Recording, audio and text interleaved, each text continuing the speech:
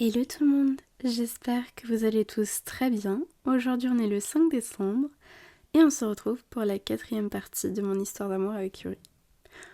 Vous êtes impatient de savoir la suite?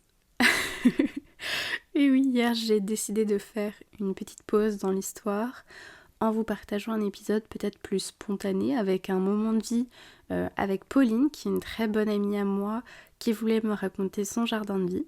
Je suis d'ailleurs désolée pour les bruits de table, etc. parce que j'ai encore beaucoup de mal à enregistrer le son en très bonne qualité quand je suis avec un ou une invitée.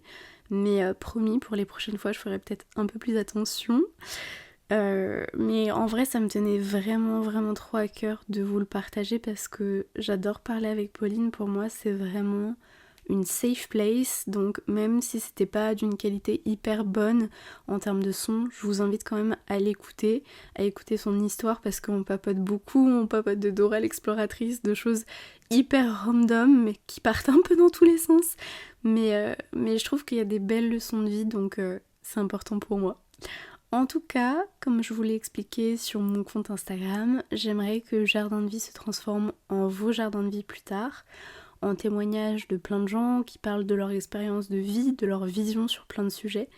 Donc là, c'était un peu un premier essai et j'ai vraiment beaucoup aimé faire ça avec Pauline, donc j'ai hâte d'en faire plein d'autres.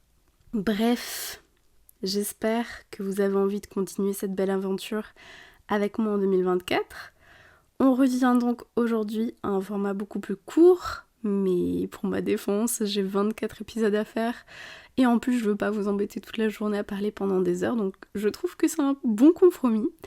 Hier, on s'est quitté sur le Je ne t'aime pas un peu glacial de Yuri qui m'avait beaucoup affectée parce que même si j'avais pas non plus beaucoup de sentiments pour lui, juste en tant que personne qui doute énormément d'elle, j'avais vraiment trop l'impression que le problème n'était pas la relation mais que c'était forcément un problème qui venait de moi. Dans ma tête, c'était moi le problème.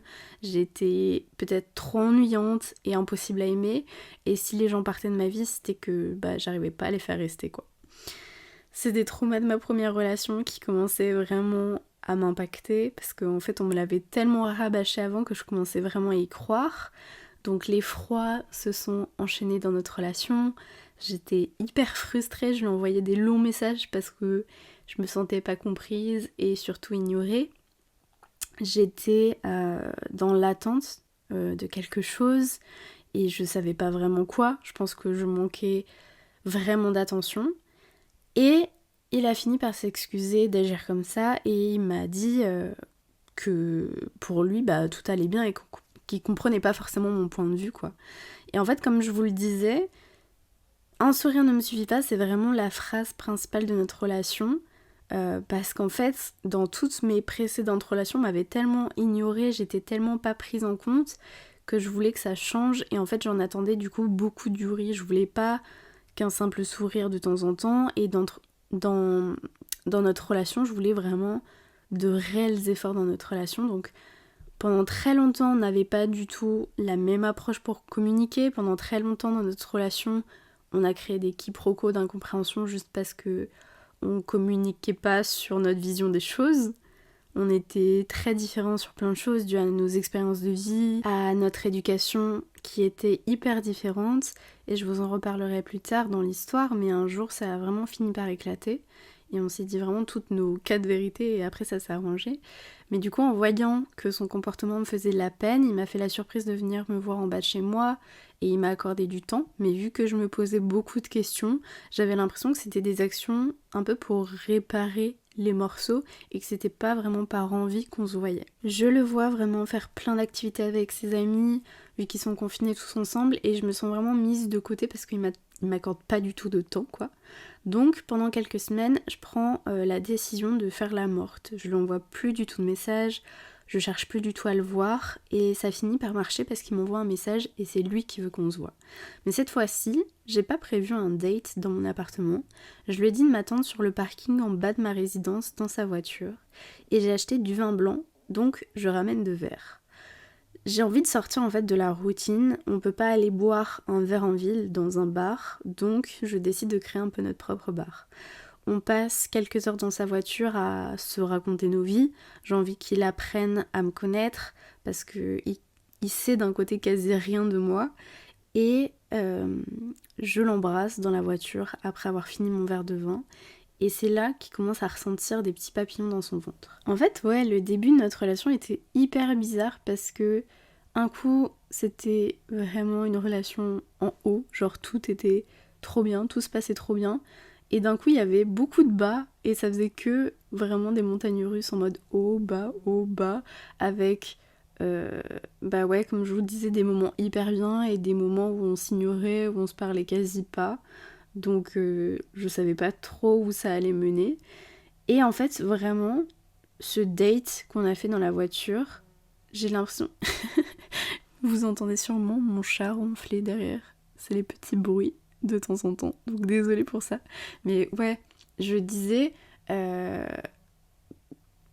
pense que ça a eu un réel impact, ce date dans la voiture, parce que je me suis ouverte à lui et je pense que ça lui a donné envie de me découvrir. Donc vraiment, à partir de ce moment-là, il m'a accordé beaucoup, mais beaucoup plus de temps. On a fêté Noël ensemble avant d'aller dans nos familles. Il était trop attentionné, il m'a offert genre un joli petit pull en laine rouge pour Noël. Et il savait que c'était ma couleur préférée. Il m'offrait régulièrement des fleurs. Et en fait, moi, ça me touchait beaucoup parce que je voyais qu'il faisait beaucoup d'efforts. Alors j'en ai fait aussi. Et pour Noël, je lui ai offert du coup des petites chaussettes brodées avec des dessins qui représentaient ses centres d'intérêt. Et je trouvais ça parfait comme cadeau parce que lui qui adore assortir ses pulls avec ses chaussettes, c'était pour moi une évidence de lui offrir ça. Donc je lui avais organisé un petit date pour lui montrer que vraiment c'était une personne importante pour moi, que j'aimais tout ce qui le passionnait et tout ça. Et j'ai décidé de lui offrir ses chaussettes dans le parc du Pérou. Pour ceux qui habitent à Montpellier, je pense que vous voyez où c'est du coup. Je lui avais acheté des pâtisseries et j'avais fait du thé. Et je me souviens que dans mon thermos, en fait, je l'avais mal lavé. Alors il y avait des espèces de paillettes roses qui flottaient dans le thé. Mais voilà, ça a beaucoup marqué Yuri. Ça l'a un peu touché parce que ça lui rappelle souvent mon côté un petit peu... maladroite qui essaye de faire des choses un peu romantiques mais ça se passe pas toujours comme j'aimerais. Et je me souviens que du coup ce jour-là il faisait vraiment hyper froid et la nuit est tombée très vite, mais c'était un moment hors du temps pour nous deux. C'est un moment où il s'est vraiment passé quelque chose entre nous parce que ça nous a beaucoup touchés tous les deux et je me souviens qu'il m'a serré dans ses bras, il y a eu un long silence. Et je crois que moi, j'ai commencé à ressentir des choses pour lui. Après les fêtes, du coup, mes amis sont venus quelques jours en Savoie dans ma famille. Et je me souviens qu'on dormait toutes dans la même chambre. C'était une soirée entre filles où on se racontait tous les ragots, quoi. Et elles m'ont demandé si j'avais des sentiments pour lui. Et après un petit silence, j'ai répondu que oui. J'étais vraiment trop heureuse de leur annoncer que j'étais amoureuse de lui. Et surtout que ce soit mon cœur qui l'ait choisi. Mais pendant... ce séjour avec mes amis, il y a eu un bas dans notre relation. Nos discussions par message ne se sont pas arrangées. Il est devenu très froid et il me répondait très rarement, donc ça me peinait beaucoup et je savais pas trop qu'est-ce qui se passait pour lui parce que on s'était quitté vraiment sur un date qui était très important à mes yeux vu que c'était la première fois que je commençais vraiment à ressentir des choses pour lui et je me disais est-ce que ça va finir par être réciproque ou est-ce qu'on va se quitter comme ça ? Donc je finis par retourner dans le sud et je commence en début d'année un stage dans la mise en scène sur une série quotidienne. Je vous ai raconté ce fameux stage dans un épisode de podcast, celui où on m'interdisait de m'asseoir et d'aller aux toilettes. Et bref, du coup, j'aimais pas du tout mes journées. En plus, j'allais plus à l'école, donc avec Yuri, on se voyait plus et on se parlait plus. Je finissais hyper tard le soir, j'avais plus de temps à lui accorder et j'avais pas le moral non plus. Et un soir, il m'a fait la surprise de venir me chercher après mon stage. Il m'attend devant le portail de là où je travaille. Et je vous cache pas que je suis vraiment trop heureuse qu'il soit là pour me donner le sourire, qu'il ait pris l'initiative de venir sans que je lui demande quoi que ce soit. Il m'invite chez lui, on passe une soirée ensemble, il me prépare à manger, on regarde un film, vraiment, ça me ça me réconforte tellement. Il est hyper attentionné. Et le soir dans son lit, je suis blottie dans ses bras.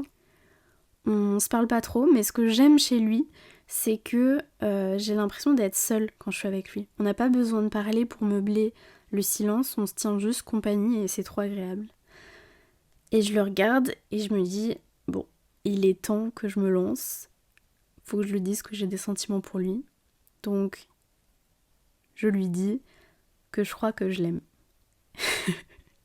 C'est pas vraiment que je crois, c'est même sûr. Mais je laisse un peu planer le doute au cas où c'est pas réciproque. Comme ça, au moins, je me prends pas trop un râteau énorme, quoi. Et il y a un silence, il sourit. Et il me dit timidement qu'il croit qu'il m'aime aussi. Enfin, je suis soulagée comme pas possible. Vous imaginez même pas. J'étais tellement stressée, je me dis mais qu'est-ce que ça va mener où cette histoire? Genre, on a eu tellement de bas dans ce début de relation, de doutes par rapport à nos sentiments, par rapport à comment ça allait se dérouler et tout, que je suis tellement soulagée que ce soit enfin réciproque. Donc voilà, c'est la fin de cet épisode. On se retrouve demain pour la partie 5 de mon histoire d'amour. Et à demain, bisous.